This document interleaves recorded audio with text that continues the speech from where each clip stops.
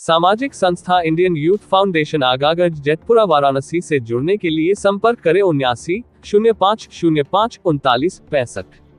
हमारी संस्था सामाजिक जागरूकता मुहिम चलाती है। हमारी संस्था आपदा में रक्तदान करती है। हमारी संस्था बाढ़ पीड़ित की मदद करती है। हमारी संस्था समाज में इंसानियत का पैगाम देने का काम करती है। अस्सलाम वालेकुम, मेरा नाम है मकबूल अहमद और आप देख रहे हैं सदाए न्यूज वाराणसी। इस समय हम वाराणसी के संघर्षशील बुनकर नेता जनाब समीर साहब से जुड़ चुके हैं। बात करेंगे बजट को लेकर कि जिस तरह से बजट को लेकर तमाम सियासी सरगर्मी जो बढ़ गई है, इसमें अखिलेश यादव जी का बयान है कि बेरोजगारों को और बेरोजगार जी जो बढ़ाने का काम कर रही है, बजट बेरोजगार को और बढ़ाएगी। जो बेरोजगार लोग हैं उनको के लिए कोई रास्ता नहीं निकला। भाई बुनकरों पर जो पहले जो राहत दी जा रही थी वो भी राहत को हटा लिया गया। बुनकरों को भी किसी तरह की राहत नहीं दी गई है। तो किस तरह से आप देख रहे हैं इस बजट को? भाई साहब, ये बजट नहीं है, ये तो लूट है। जहां तक मैं जानता हूं कि तमाम की बात तो मैं नहीं ज्यादा करूंगा, मैं सिर्फ अपने समाज की बात करता हूं, जिस समाज से मैं बिलोंग करता हूं, बुनकर समाज से। तो पीछे का जो बुनकर समाज का बजट होता था, सब्सिडी को देने के लिए, बुनकरों को बिजली में सब्सिडी देने के लिए जितना बजट पिछले साल था उससे आधा से भी कम कर दिया गया इस साल। और बिजली की महंगी बिजली होने की वजह से पीछे मार्च से बुनकरों का कारोबार पावरलूम करघा तकरीबन 80% बंद चल रहा है। 20% वो चल रहा है जो लोग अपना माल घाटे से बेच रहे हैं, अपने घर की पूंजी खा रहे हैं। बजट में इतना बेहतरीन बजट पेश किया गया है कि जो हमारा युवा बेरोजगार था वो और बेरोजगार हो गया, उसकी बेरोजगारी और बढ़ गई। जो गरीब था उसकी गरीबी और बढ़ गई, क्योंकि अब कोई सब्सिडी नहीं मिल रहा है तो और कुछ भी नहीं मिला। हाँ, आंध्र प्रदेश वगैरह को कुछ स्टेट को उन्होंने बढ़ावा दिया है, तो भाई ठीक है, सरकार चल रही है उनके माध्यम से, इसकी बढ़ावा दिया है। प्राइवेट तमाम विभागों को प्राइवेट किया जा रहा है, इसको लेकर व्यापारी मंडल भी नाराज है कि इससे जो है महंगाई बढ़ेगी। क्या लगता है तरीके से? अगर व्यापार मंडल नाराज हो जाए तो फिर सरकार खत्म हो जाएगी। नाराज होगा व्यापार मंडल, उसको नाराज होना भी चाहिए। कि सरकार तो बस बना ली गई किसी सूरत से। बजट जो पेश किया है, सरकार बदला ले रही है देश के युवाओं से और देश की जनता से।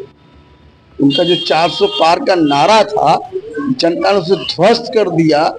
बेईमानी के बल पे बनाएगी सरकार। अब सरकार चूंकि आ गए हैं तो इसलिए वो बजट के माध्यम से और माध्यम से जनता को प्रताड़ित किया जा रहा है। आम जनता हो रही है प्रताड़ित इनके इस बजट से। ऐसे में आज सदन सत्र शुरू हुआ है कल से, और इसके बाद मोदी जी का जो बयान निकल कर आया है कि 2.5 घंटे तक उनका गला दबाया गया, उनको घुटन सी होने लगी। सदन में इस तरह से राहुल गांधी बोल रहे हैं। क्या कभी प्रधानमंत्री को ऐसा रहा हो कि इस हद तक बयान दे कि हमारा 2.5 घंटे तक गला घुटा गया? प्रधानमंत्री जी बहुत ज्ञानी व्यक्ति हैं, बहुत महान व्यक्ति हैं। उनके ऐसे बयान आते रहते हैं, और वो तो राहुल जी को कह रहे थे पप्पू, वो खुद ही पप्पू जैसा बयान दे रहे हैं, अनाप शनाप बयान दे रहे हैं। चुनावी पीरियड में कहता मुसलमान अगर कांग्रेस को वोट कीजिएगा या इंडिया गठबंधन को वोट कीजिएगा तो आपका मुसलमान मंगलसूत्र छीन लेगा, आपकी भैंस छीन लेगा, आपका मकान छीन लेगा। और अनाप शनाप उनके बयान रहते हैं। माननीय प्रधानमंत्री उनका भी सम्मान करते हैं हम लोग हैं, लेकिन उनके बयान तो एकदम जैसा लगता है कि उम्र हो चुकी है माननीय प्रधानमंत्री जी के, तो उनके बतियाने का और बात करने का अंदाज भी उम्र के फैक्टर से जो है। लेकिन उन्होंने कहा है कि जो बालक बुद्धि हैं वो जो तस्वीर लेकर खड़े हो जाते हैं सदन में। राहुल गांधी को बालक बुद्धि का है, किस तरह से देखते हैं? अब अपने आप को देख लें, 2.5 घंटे का गला कौन दबा दिया, अब कौन दबा रहा है। और बालक बुद्धि तो अब हम क्या कहें, हमारे देश के प्रधानमंत्री हैं, उनका बहुत सम्मान करता हूं। बस इतना कहना चाहूंगा कि माननीय प्रधानमंत्री जी देश के प्रधानमंत्री हैं, 140 करोड़ से ज्यादा आबादी वाले देश के प्रधानमंत्री हैं। सबका साथ, सबका विकास, सबसे प्यार, सबके साथ सबका विश्वास वाला मामला था उनका। वो उसी को लेके चले तो देश की उन्नति हो सकती है। पेपर लीक जो मामला था काफी सरगर्मी में रहा वो भी, लेकिन इसको लेकर जब सदन में बात हुई तो शिक्षा मंत्री ने कहा है कि 7 सालों में एक भी लीक नहीं हुआ है। जनता देख रही है, ये तो बचाना वाला बयान है। अभी 1 महीना पहले लीक हुआ पेपर, 20 दिन पहले की बात है, पेपर लीक हुआ। वो उसी पर हमारे प्रदेश, हमारे देश के राष्ट्रीय अध्यक्ष समाजवादी पार्टी के नेता, पीडीए के नेता, महबूब नेता पीडीए के आदरणीय अखिलेश यादव जी ने जब सदन में ये बात रखा तो भुखलाहट से आगे शिक्षा मंत्री भाग खड़े हुए और वो अनाप शनाप बयान देने लगे कि 7 साल में पेपर लीक नहीं हुआ है। अरे तो देश की जनता जान रही है कितनी बार पेपर लीक हुआ है, कौन को पेपर लीक नहीं हुआ, कौन को पेपर लीक नहीं हुआ, बता दीजिए।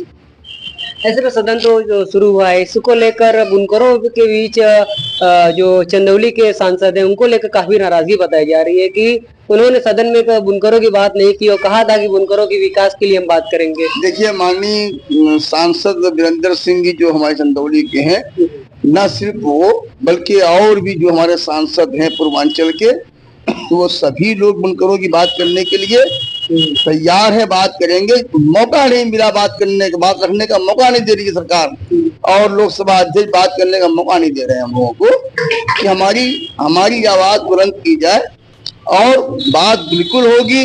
और हमारे राष्ट्रीय अध्यक्ष जी ने ये कहा है कि बुनकरों के हुकूक के लिए केवल सड़क नहीं, सड़क से लेकर सदन तक बात की जाएगी और अब आंदोलन का रास्ता बनने जा रहा है, बनेगा।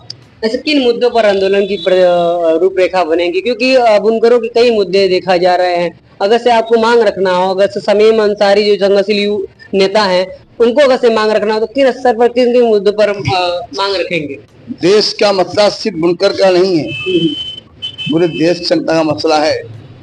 जहाँ तक सवाल बुनकर समाज का मामला है तो पहली मेरी बात ये होगी कि बनारस के बुनकरों सहित पूरे पूर्वांचल के बुनकरों का बिजली का रेट जो था वही किया जाए। अगर महंगाई बढ़ी है तो 65 रुपये की दर से पावर लूम का जो रेट था उसको बढ़ा के 100 रुपया कर दें। और एक मांग ये रहेगी। दूसरी मांग मेरी ये रहेगी कि बुनकर समाज के बच्चों को हाई एजुकेशन की शिक्षा फ्री कराई जाए। बुनकर समाज से मुराद ये नहीं कि सिर्फ जो मुसलमान बुनकर है, बुनकर से जुड़े सभी जाति धर्म के लोगों के साथ जो लोग बुनकारी का कार्य करते हैं, चाहे वो पावर लूम चलाकर साड़ी बनाते हैं, चाहे वो दड़ी बनाते हैं, चाहे वो कालीन बनाते हैं, चाहे वो गमछा बीनते हैं, हर बुनकर के साथ व्यवहार एक जैसा होना चाहिए। सबकी बिजली की बिल का रेट कम होना चाहिए जो पहले बिल था, और सभी बुनकर समाज के बच्चों को हाई एजुकेशन तक की शिक्षा फ्री होनी चाहिए। क्योंकि बुनकर समाज हर समाज से दबा कुचला माना जाता है, बहुत कमजोर माना जाता है, बहुत गरीब माना जाता है, इनके यहाँ शिक्षा का अभाव रहता है। इसलिए शिक्षा इनके सर्वोपरि इनके लिए है, शिक्षा इनके लिए अनिवार्य है। तो शिक्षा इनको, हाई एजुकेशन की शिक्षा इनको फ्री किया जाए ताकि हमारे बुनकर समाज के बच्चे भी IAS, IPS, डॉक्टर, इंजीनियर बन सकें।